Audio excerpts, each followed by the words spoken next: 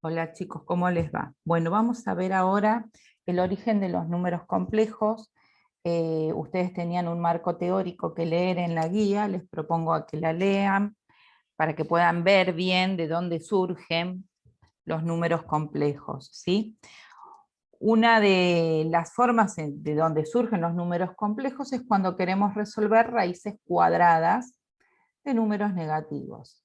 Vamos a ir probando. Por ejemplo, si ustedes resuelven la raíz cuadrada del número 100, la calculadora que trabaja con el campo numérico de los números reales puede hacer esa cuenta y me da 10. Entonces ponemos el resultado. Si yo resuelvo la raíz cúbica, acá hay un 3, por eso es cúbica, del número negativo menos 64, también la raíz cúbica de menos 64, lo hago con la calculadora, me queda menos 4, ¿sí? Se puede resolver con calculadora. Ahora, cuando nosotros vamos a resolver raíz cuadrada de menos 64, la calculadora que trabaja en el campo de los números reales, al hacer esa cuenta, puede aparecer varias opciones en sus respuestas. Una de ellas puede ser matemáticamente error, mat error, número no encontrado, bueno, diferentes formas. Cuestión que no obtengo un resultado. ¿Por qué no voy a tener un resultado de raíz cuadrada de menos 64? Porque esas calculadoras trabajan con los números reales. Y estos números nuevos que me sirven para resolver este tipo de cálculos son los números complejos, que son los que vamos a aprender en esta unidad.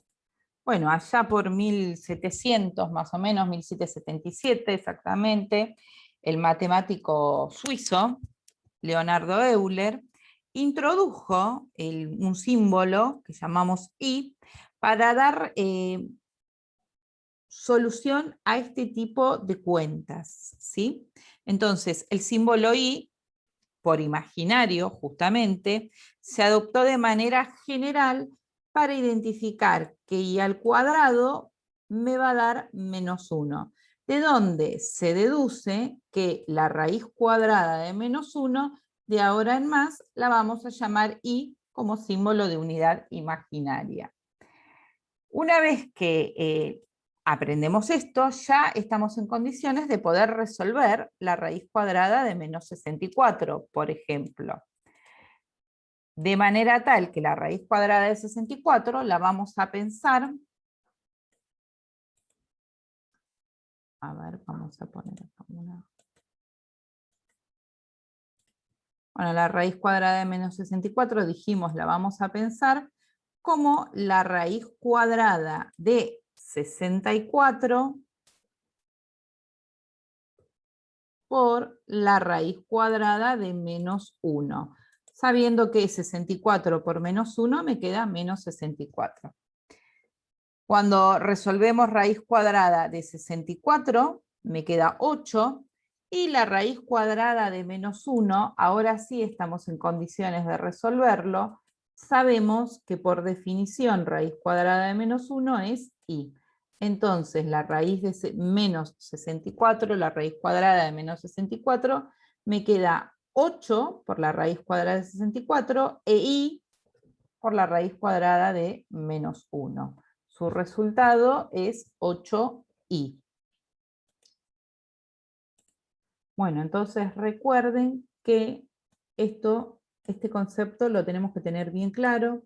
La raíz cúbica, la raíz cuadrada de menos 1 la denominamos i, y como contrapartida, que es lo mismo, i al cuadrado es igual a menos 1.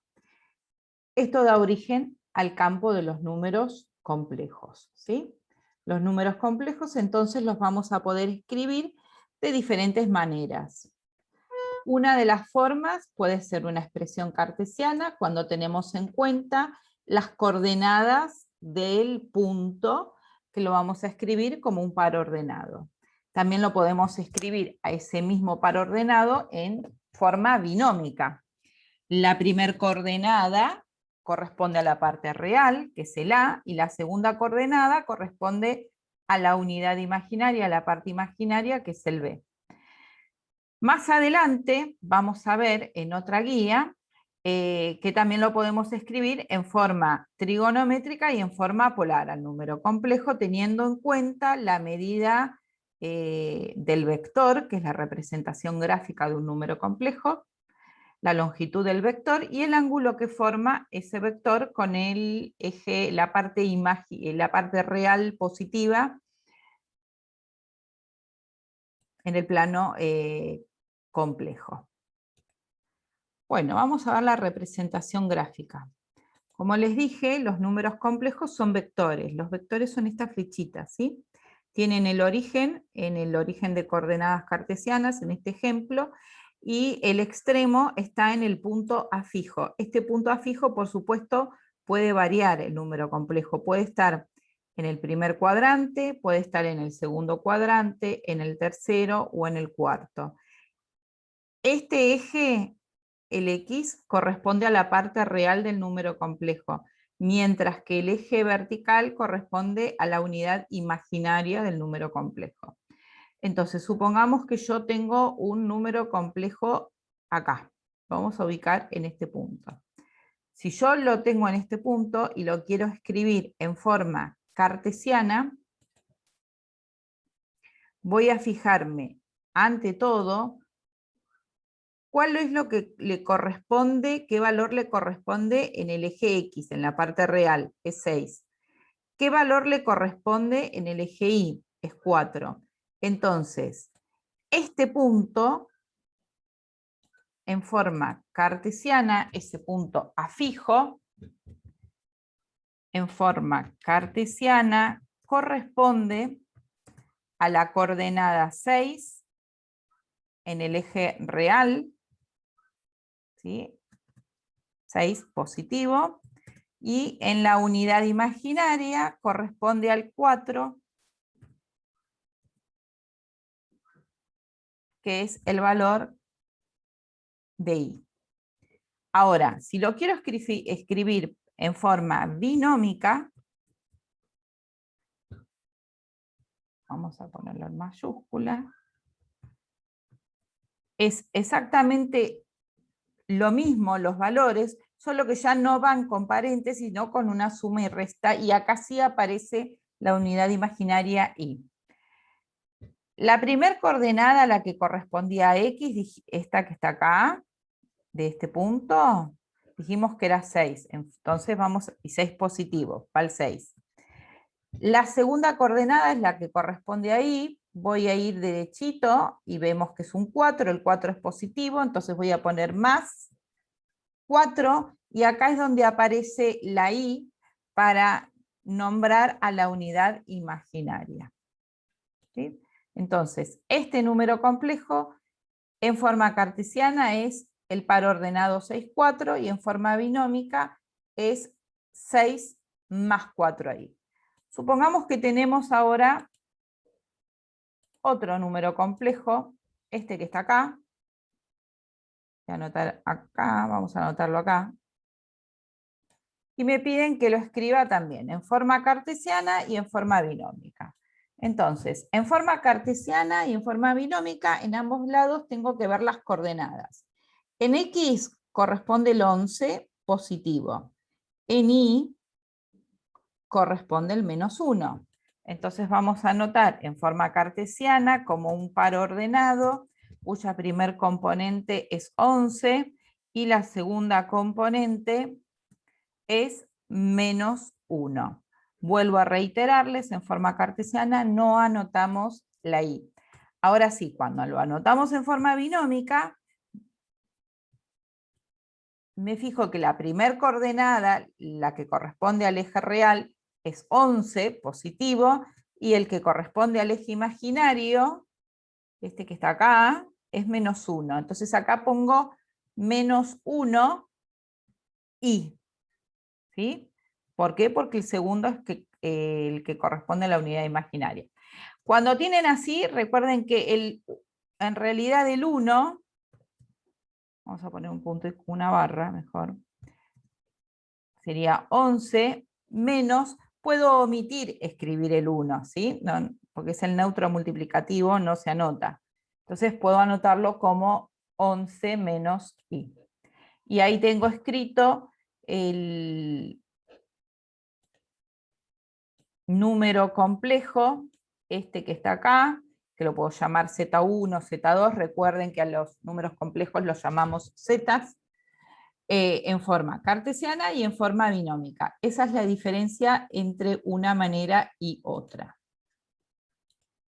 Bueno, ahora supongamos que me dan dos números complejos y me piden que los represente gráficamente. Dice representar Z1 y Z2. Si ustedes ven bien, acá Z1 está escrito en forma binómica y Z2 está escrito en forma cartesiana. Entonces vamos a pasar al plano complejo y vamos a representar el menos 5 menos 4i. Vamos a usar alguno. Menos 5 real. ¿Sí? Vamos a ver acá. Menos 5 menos 4i es lo que queremos representar gráficamente. Entonces, menos 5 de x estamos acá, el menos 4 de y estamos acá, menos 5 menos 4 es ese punto, ¿sí? Menos 5 menos 4i. Entonces vamos a escribir ese punto.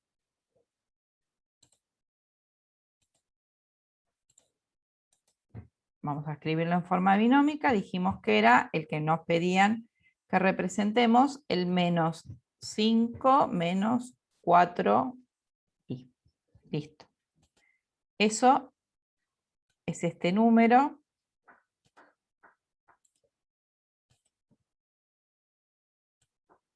Complejo que lo podemos llamar Z1. Después me pedían que representara en forma cartesiana el menos 6, 2. Entonces vamos a ir al plano. Menos 6 estoy acá, es negativo en la parte real, menos 6. El 2 es positivo, estoy acá. Entonces el afijo va a estar en el punto. Si quieren lo marcamos primero al punto, menos 6, 2, marco el punto y luego hacemos la flechita, o sea, el vector, ¿sí? Menos 6, 2. Y este es el número complejo escrito en forma cartesiana, menos 6, punto y coma, 2. ¿Sí? Si me lo pidieran a este número complejo en forma binómica, sería el menos 6 más 2i. Y ahí escribo la i porque es en forma binómica. Bueno, y eso es todo, así quedan representados los números complejos en forma cartesiana o en forma binómica. Recuerden que pueden tenerlo hecho el vector y escribirlo en cualquiera de sus dos expresiones, o lo pueden tener en las dos expresiones y que se les pida que los representen gráficamente. Es un ida y vuelta, ¿sí? Lean bien las guías, si se pide cartesiana, cartesiana, binómica, binómica. Bueno, los dejo y los escucho con todas sus preguntitas. Nos vemos.